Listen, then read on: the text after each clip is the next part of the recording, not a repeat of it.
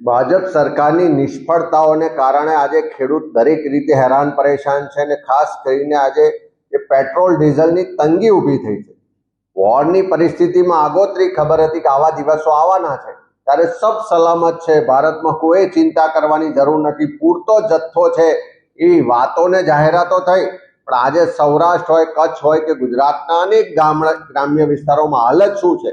એક બાજુ ખેતીની સિઝન છે, ટ્રેક્ટરમાં ડીઝલની જરૂર છે, ખેડૂતો પેટ્રોલ પંપે જાય છે, કલાકો સુધી 5 કલાક 7 કલાક 12 કલાક સુધી ટ્રેક્ટરો લઈને ખેડૂતો લાઈનમાં ઊભા રહે છે, પણ ડીઝલ નથી મળતું. આજે મોટરસાયકલમાં કોઈ યુવાન નોકરી જવાનું હોય ને પેટ્રોલ પુરાવા જાય તો પૂરતું પેટ્રોલ નથી મળતું. આજે ગાડીમાં પણ રેશનિંગ હોય કે આટલા રૂપિયાનું જ તમને પેટ્રોલ ડીઝલ મળશે. એવા દિવસો આજે ગુજરાતના લોકો સામનો કરી રહ્યા છે, હેરાન પરેશાન થઈ રહ્યા. એક બાજુ પ્રધાનમંત્રી શ્રી વિદેશમાં જઈને ચોકલેટો વેચે, મેલોડી ચોકલેટ આપીને ફોટો પડાવીને વાહવાહી કરે, ને બીજી બાજુ ખેડૂતો લાઈનમાં ઊભા છે, યુવાનો પરેશાન છે, સામાન્ય લોકો પરેશાન છે. આ સરકારની નિષ્ફળતા છે.